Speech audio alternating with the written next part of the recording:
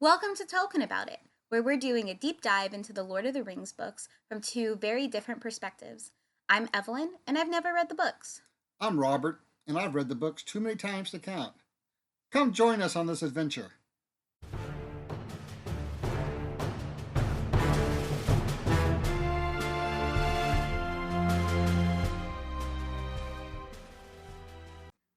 Before we get into this, I just want to say thank you for everyone who's been listening, and thank you for being patient with us because we just listened to our very first episode as we were editing, and we say a lot. Really? Like, you know? And I say like a lot. So that's something that we really need to work on. We're recording the first 5 episodes kind of back to back every couple days just to give us a nice backlog of stuff. That way, once we start publishing, we have some leeway in case life happens and something goes wrong. So that's why we're just now realizing just how not great that first episode is, and I'm already not looking forward to the next two before this.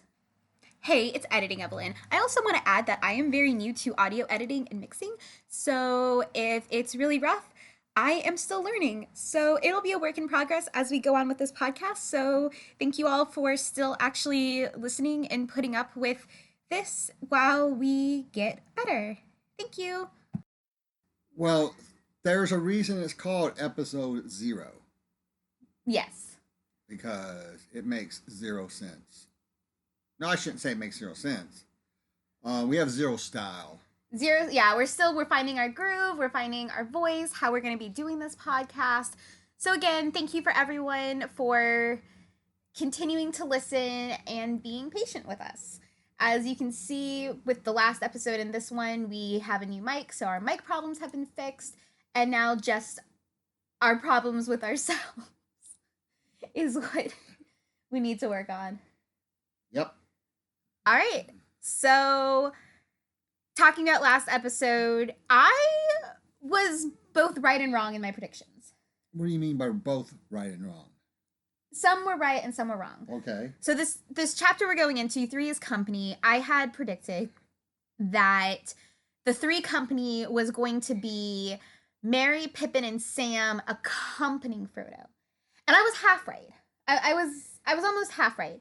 Where it is Sam and Pippin joining Frodo, but they are the Three Company. Including Frodo. Including Frodo.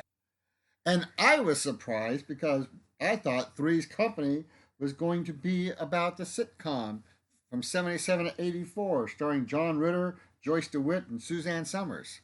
You had that joke ready. Is it written down? Yep. It honestly, it even sounded like you were reading it. Okay, and then I also predicted that the ring wraiths were going to show up, which they do. But I did I predict that they were going to be Aragorn this time? I think so. I think so, and he didn't, or they didn't meet him. So that's kind of where my predictions were, which I guess is a good point to go into the chapter. Okay, let's go. So the chapter is Three is Company, and it starts out with Frodo being me, which is procrastinating. He's just straight up procrastinating, not wanting to leave, which I totally understand. And it's to me, he was super anxious, which again, I really identify with. I procrastinate a lot when I'm anxious. And they're talking about how he wants to do it way differently than Bilbo because he doesn't want to draw attention to himself. So he's planning on this like really elaborate scheme. But something I found really interesting is he wants to do it on his 50th birthday, which is the same year that Bilbo did his adventure or the first time with the dwarves. And I thought that was really neat that he wanted to be 50 when he left. And he was already considering leaving at 50, but this time was more of a now I gotta do it kind of situation. Right. So, a couple of notes really fast because I don't remember where they plug in, but there's a point in the this chapter where a fox, or Tolkien talks about a fox Yes. passing, watching them pass by, and I just thought it was interesting that we're getting the perspective for a small part of that walk from a fox. Yeah. I that was really weird. I did write that down. It's a little bit further down, but I did find that very odd. I was going to ask, is the fox a symbol for something in Tolkien world? Or is it just, it's so odd seeing a hobbit sleeping on the ground and not in comfort that even the local wildlife is like, that's weird. What's up with that? Yeah. Okay. It really gave me a Narnia vibe. It kind of gave me a Narnia vibe where in Narnia they have all of those like talking animals and can you stop fiddling with that paper? It really gave me a Narnia vibe with the talking animals, and I do know that C.S. Lewis and Tolkien were really good friends, so I wonder if it was almost influenced from that.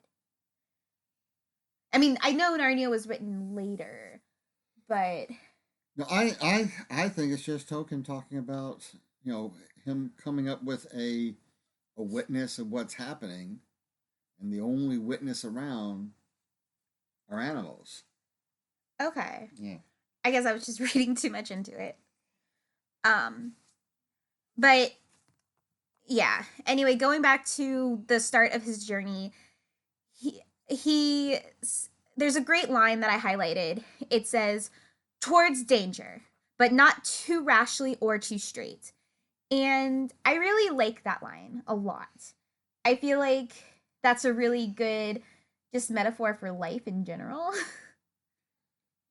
Right, and I also found it interesting that we also get to see uh, Frodo preparing to leave as well. Yeah. That much time is spent on Frodo wanting to leave, and we even get another description of the greed of the Sackville I Bagginses. wrote that down. I wrote down the Saxville Bagginsons got bag end. They did it.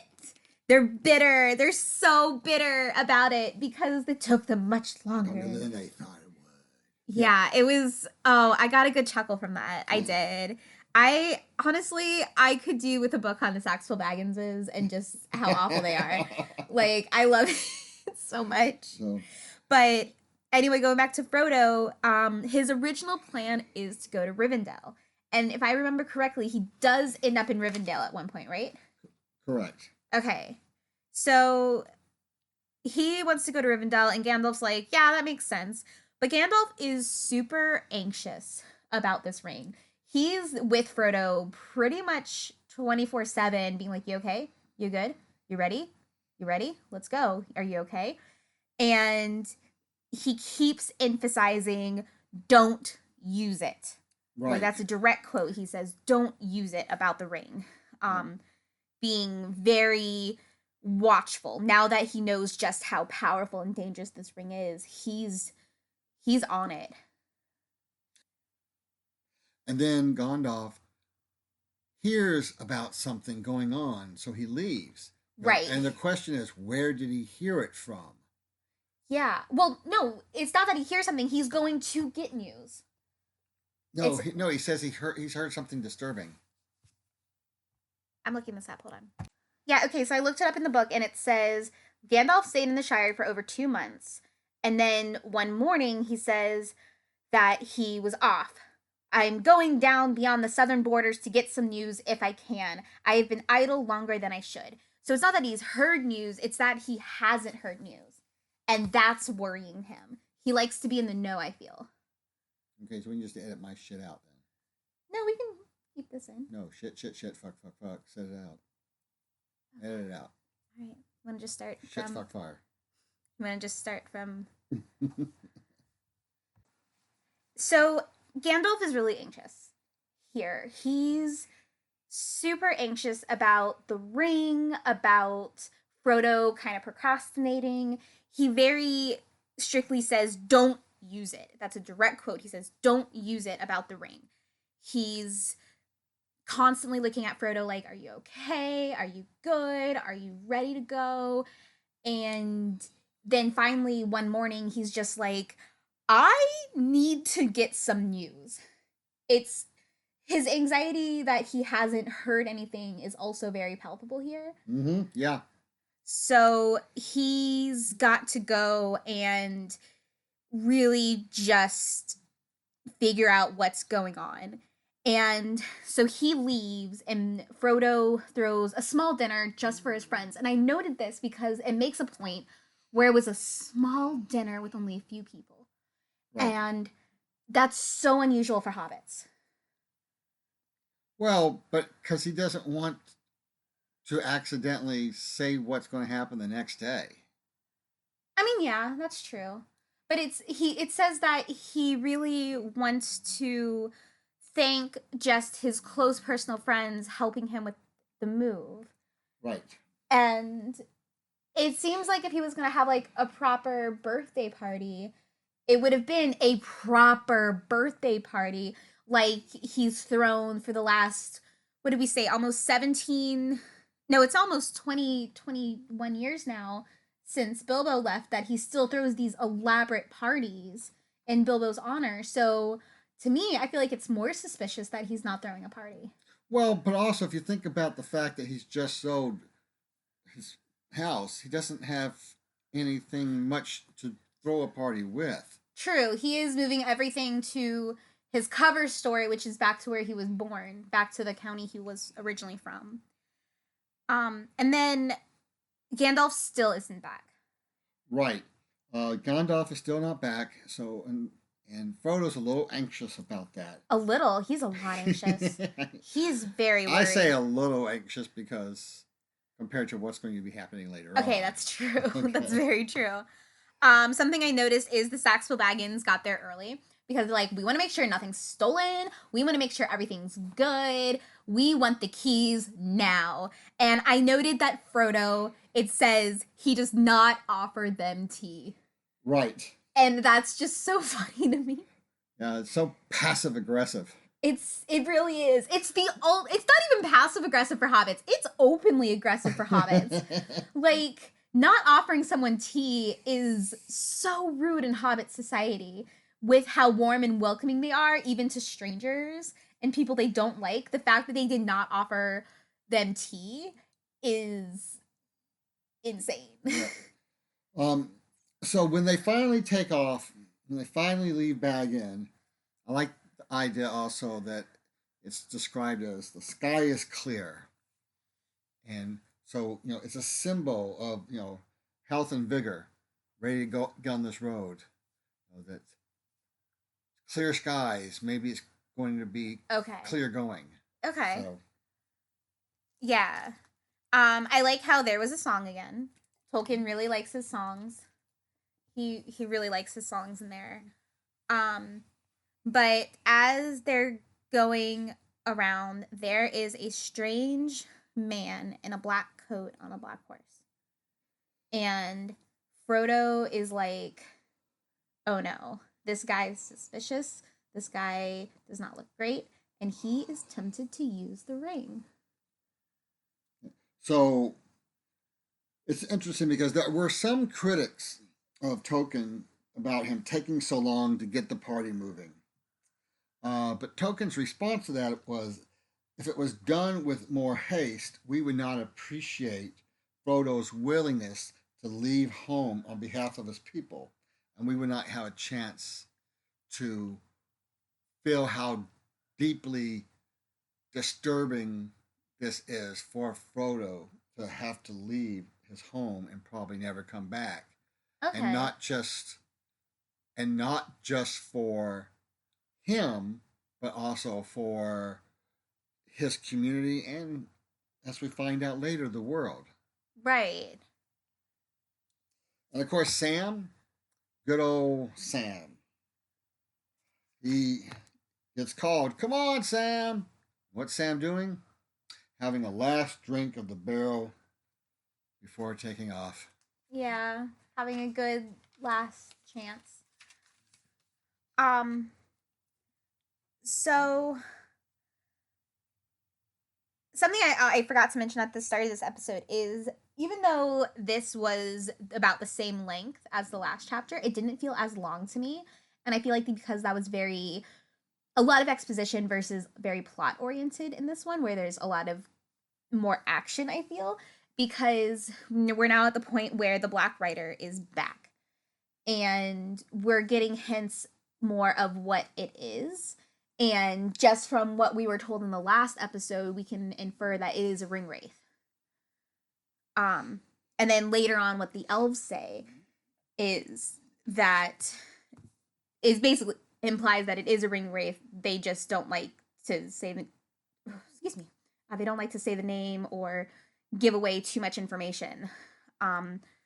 They have a really great line that just jumping ahead a little bit where they're just like, we don't like to give advice because advice can be even worse for the future.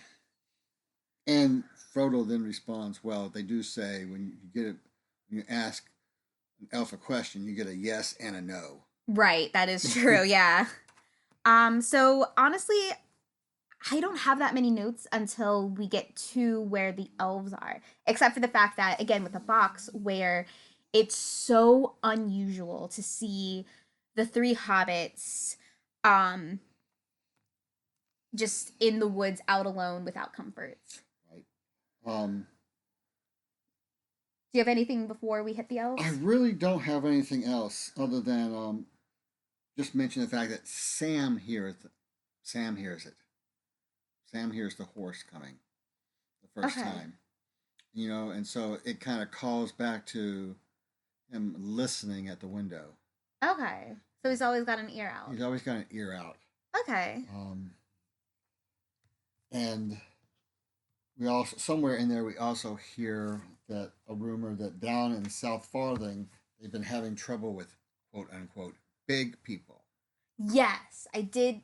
I forgot to write that down, but yeah, they were having problems with big people, and so they do mean humans, I'm guessing. Well, it makes you wonder if it's humans, but then when you have the Nazgul looking for them, you wonder if it's the Nazgul who's the big people. The Nazgul are the wing wraiths. Leader, I guess? No, Nazgul that's what they are called. Oh, that's what they're called. Okay, I didn't realize the ring wraiths had another name. Okay, cool. So. And then one last thing I want to mention, before we get to the elves, is that there's another description that of the land that mentions apple trees, thorns, nut, and sloe trees, which kind of is a reflection of the English countryside.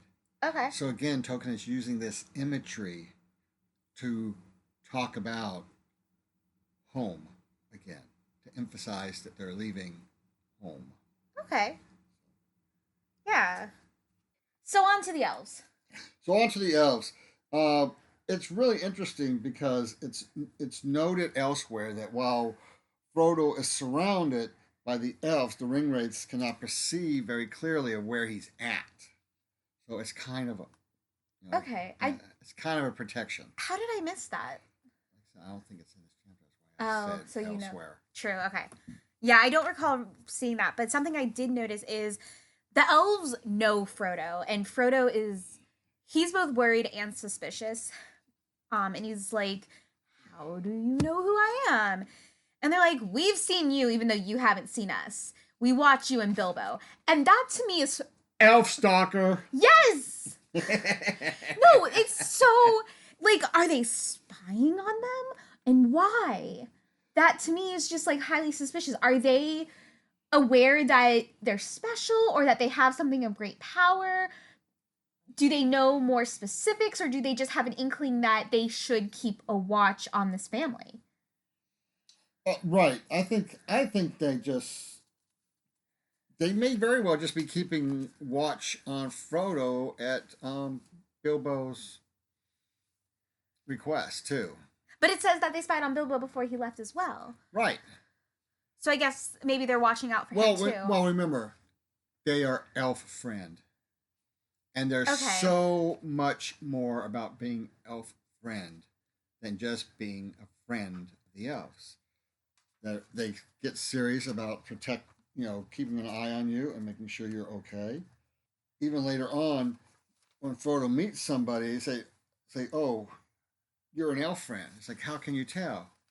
It's like it's in your face, and it's in the tone of your voice.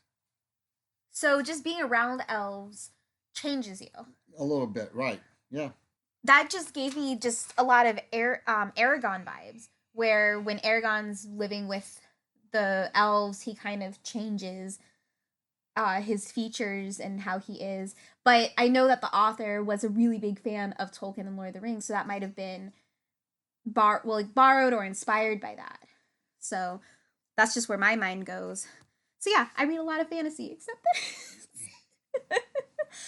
Anyway, so they talk about the Black Riders, and the elves say if Gandalf didn't tell you, it might not be our place to tell you. Correct. Yeah. Which, even though the elves are seen as these like almost godlike creatures, even they defer to the counsel of the wise and the wise ones. Right. And there's a lot about elves to unpack. So that's going to have to be some bonus content later on as well. Yeah, that's something we were thinking about. So that's probably going to be our first bonus content, is really going into the world of elves within Tolkien's elvish world, because they're so different than elves at all in other literature before this time. Hey guys, it's Editing Evelyn. While we will be doing a bonus content on elves for our Patreon soon, our first one is actually going to be a biography about Tolkien. We're talking about it, so we're going to talk about Tolkien. It'll be out soon-ish, so keep an eye out for that. So one of the things I find interesting is that Pippin is just interested in what kind of food they're going to provide. He's a sass master in this episode, but he's just all about the food when the elves come. Yeah, and then Sam is just struck with knowing that he's just with them. He's awestruck. Yeah, and so he's listening and watching everything because he's so enamored. He's so excited to be around the elves. He can barely think because this is a dream come true in itself. And then the elves do give them warnings.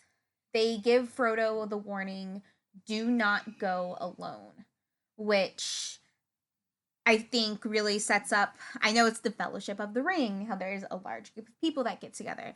So I guess that kind of sets that up itself. And then, well, do you have anything else to add before the ending of the chapter? Because like I said, I didn't really have that many notes because I thought this was a very straightforward chapter. Right. So, a couple of things. Again, Pippin still needs hobbit comfort over talking with the elves. Right. So he goes away and falls asleep. Yeah. Off on his own, falls asleep. He's still on his own hobbit clock. Yeah. Basically. The meeting. Well, it sounds like the meeting is just a mere chance of them meeting. Mm-hmm. There's also some providence at work.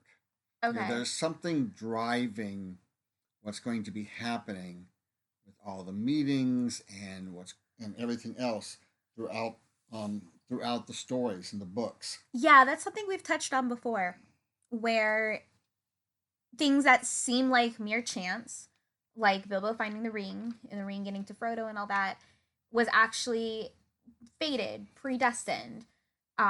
It's not as coincidental as you might want to think. Right, and then the other thing I want to note is that that these ring wraiths, these Nazgul, they're not just the servants of the enemy, they're servants of evil. Right. Because they're humans that are corrupted, correct? Uh, Correct. Okay. Yeah. Because later on, one of them is called the Witch King, Okay. and so forth. And then it's also interesting to note that right now they're on horses, Yeah. and later on they're going to be on flying beasts. Spoilers. Yes, but but to answer your question, why didn't the Eagles just take care of it? Yes, we had this conversation in the car earlier, and you made a really good point, so I'll let you make it. Yeah, so that after the Black Riders, the Ring Wraiths, the Nazgul, whatever you want to call them, lose their horses, they are on winged creatures. Um, the winged creatures themselves may all have already been guarding uh, the mountain, Okay. and therefore it's not just open for the eagles to fly in and drop Right, it. it would actually be more difficult for the Eagles to get in. Okay. Okay. I will accept that. And then also one of the things that uh, just the way they word it towards the end of the chapter, they took off from Bag End thinking it's just going to be an enjoyable walk, Right. right? But later on, it calls it a march. They're Right. marching on. So now there's more meaning and weight It's getting to more to challenging. what's going on. Yeah. Okay. All right. The last note I really had for the chapter was at the very end, it says that Sam fell asleep at his master's feet.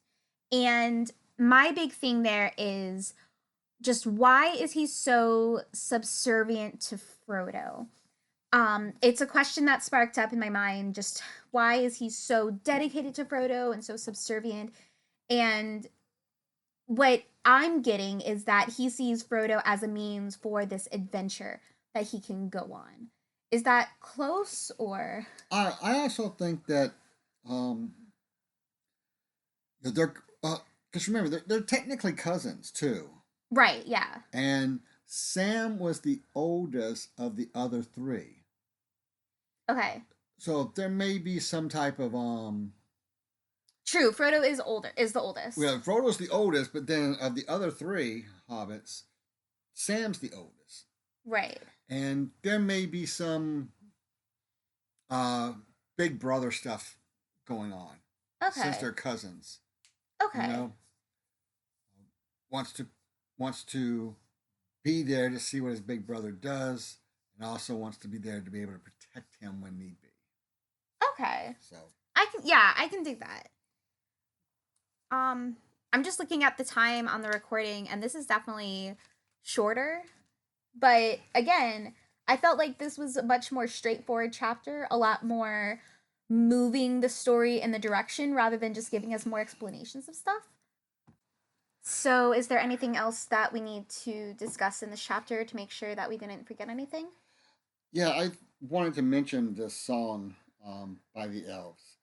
Uh, it it begins, Snow White, O Lady clear, O Queen beyond the western seas, O light to us that wander here, amid the world of woven trees. So this is a poem about hailing the Queen, and they're really talking about uh, uh, the Valar, which we'll get into more later on. The Valar were the godlike beings. And, Okay. and so this poem is very much like a Catholic hymn to the Virgin Mary, who Oh. is also known as Queen of Heaven and the Star of the Sea. Oh. So Was he Catholic? yeah, Tolkien was Catholic, Okay. so it's just an interesting way of tying that in.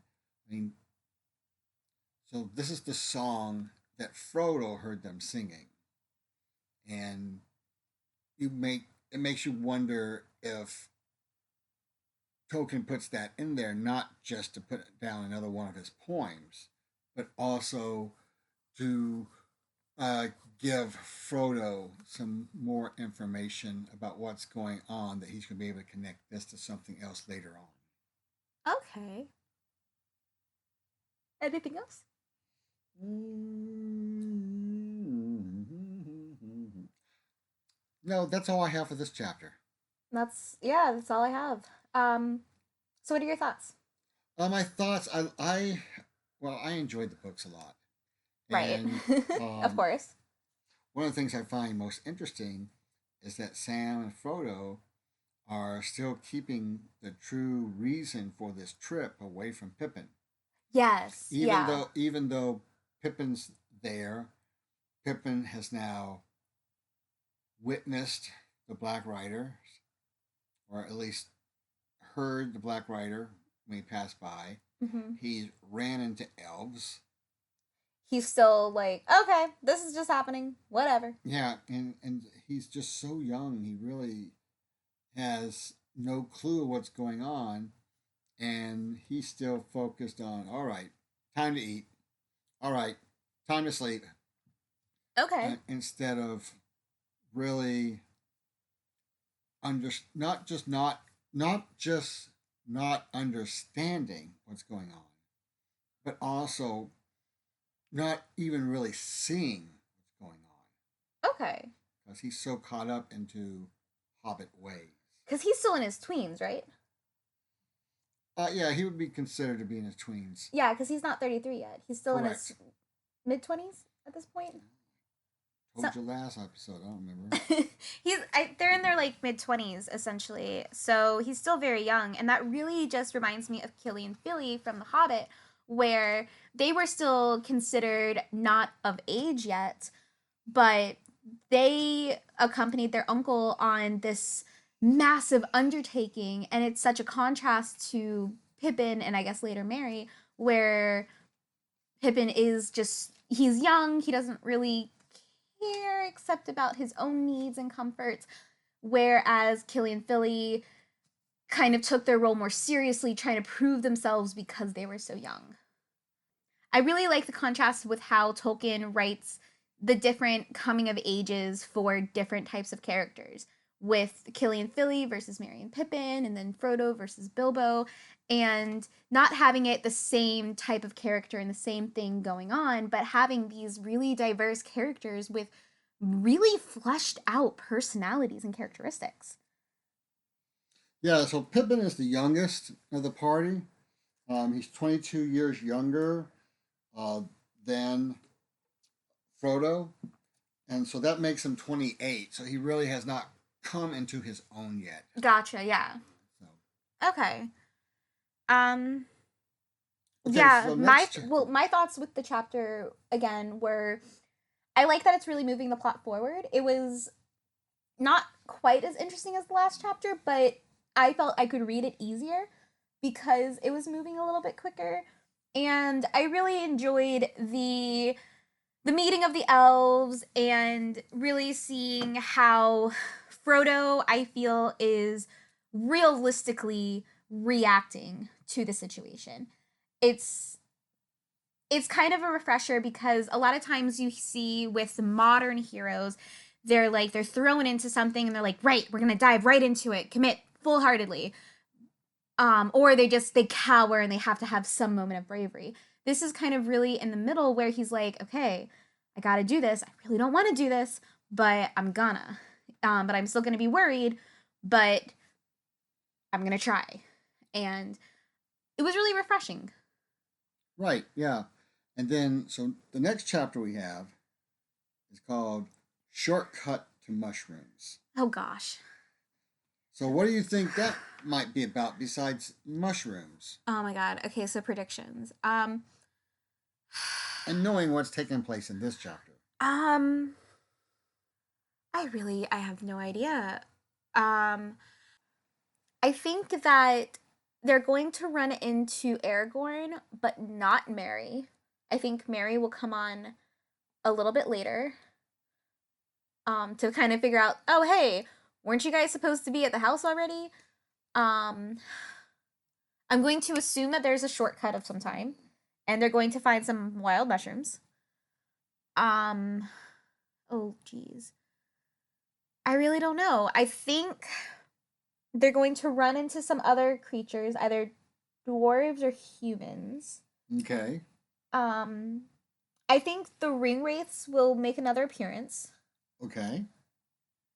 I think that's all the predictions I can make because I just don't know. Okay, that's fine. All right, yeah. So we'll check in with that the next episode. See if you were right or Yeah, wrong or half right or. right. So, because the more I read this book, the more I'm like, I really did not pay attention at all the first time I read, and I think I only read like the first like 4 or 5 chapters, and a lot of the stuff obviously wasn't in the movie. So, yeah. All right. Well, awesome. I think that covers everything. Sounds good to me. Thank you so much for listening. I have been Robert. And I have been Evelyn. Podcasters are Robert and Evelyn Lewis. Edited by Evelyn Lewis. Produced by Robert Lewis, Evelyn Lewis, and the comic Canary. Music provided by Ben Sound. Link in the description. Support us on Patreon at Token About It Podcast. Follow us on Facebook and Instagram at Tolkien About It. And Twitter at Token Pod. Thank you all again for listening, and we'll see you in 2 weeks.